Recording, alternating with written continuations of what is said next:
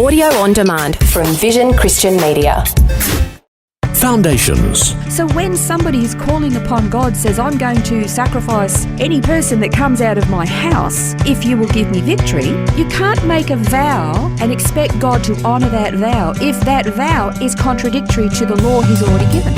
Foundations. Understanding the Jewish foundations of our Christian faith. With Robbo Robinson and Mandy Warby. Making rash decisions is a common human failing. We've all been guilty of it. We run headlong into something without thinking it through. And there are plenty of examples in the Bible of people doing similar things, making rash decisions with devastating consequences. One of the things God takes very seriously is making vows, especially making vows to Him. He does, actually. And on that thought, did you ever watch Seinfeld? It's got nothing to do with God, I've got to say. But did you ever watch the program? I love Seinfeld. You're one of these people who think it's the funniest show on television.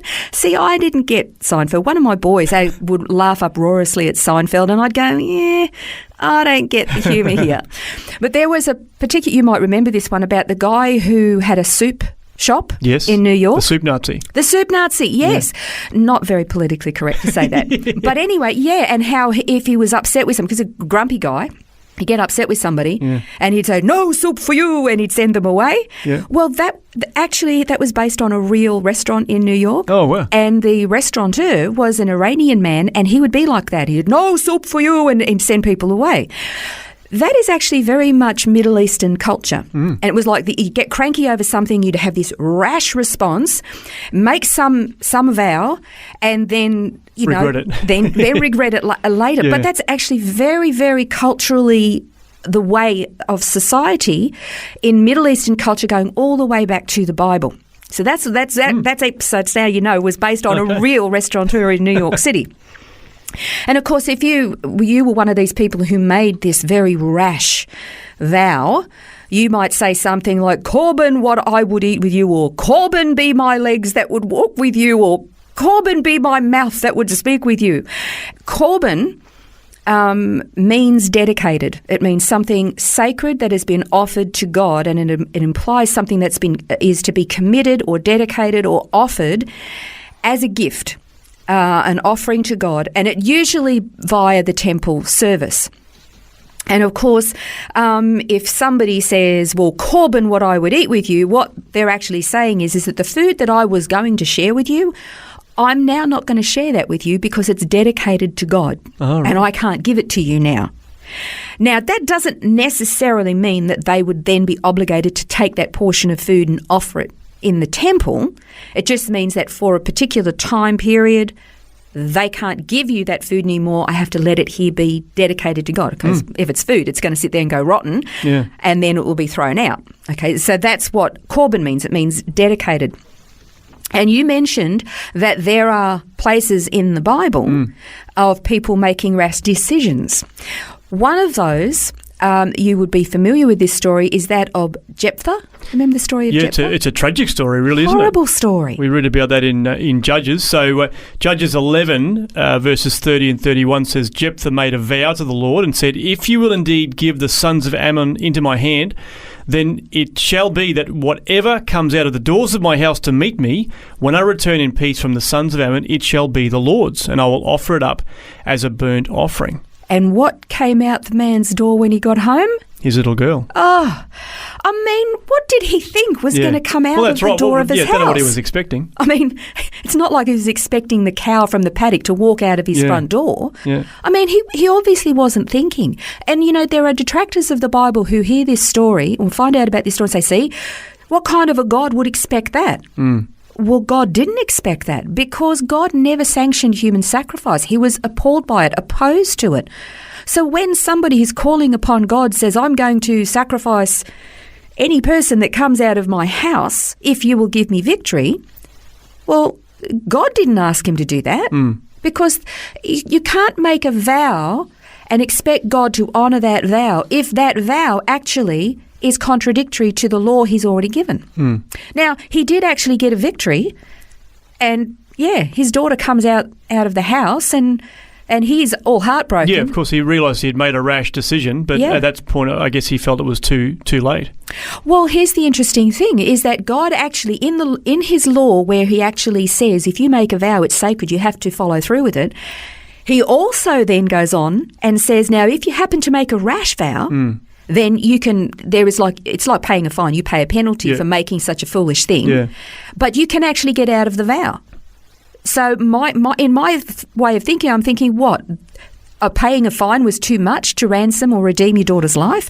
I find that a real struggle to sort of get my head around that. What was Jephthah thinking?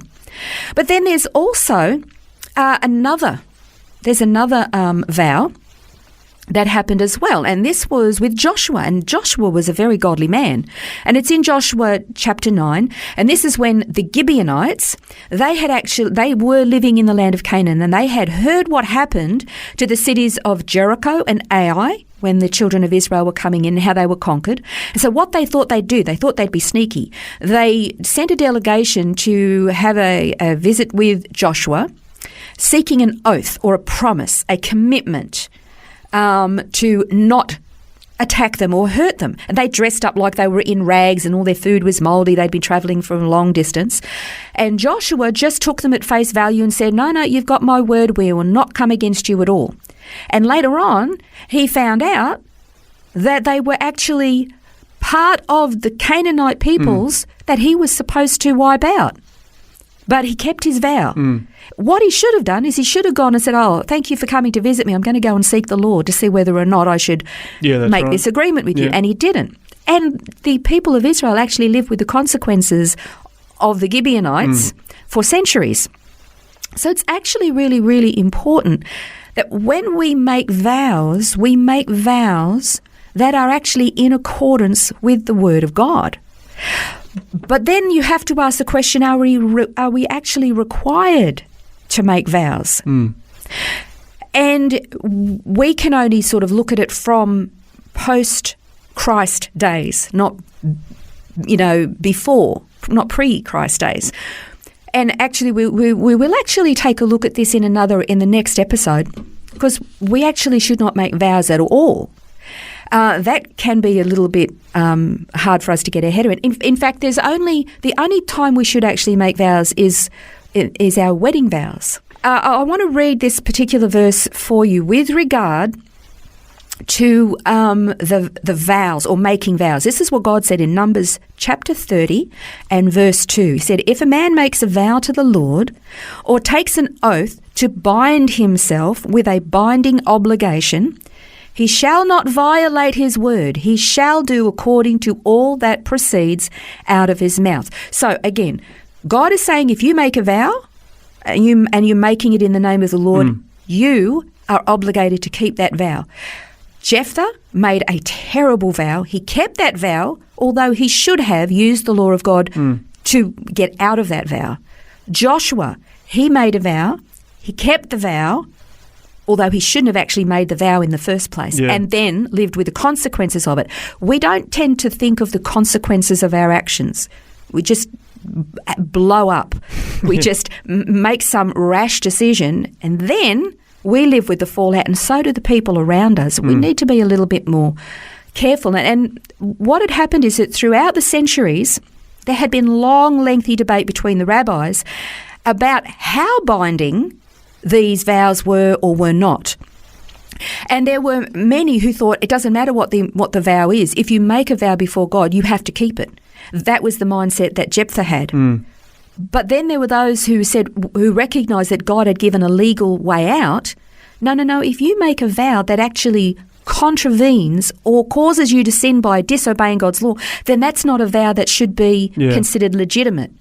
And then you have to pay a penalty or whatever it is to get out of that vow. But what that would do was teach you not to be rash with your reactions, but to think and be rational and thoughtful and think, what is God's What is God's law here, and what does he want from me in this situation? Yeah, so we feel the effects of the consequence of our rash vow, and then obviously God does provide that loophole. Yeah, so that's right. It's good to see. Well, in the next program, we're going to take a look at what Jesus thought about the subject of Corban and some of his teaching. That's next time on Foundations.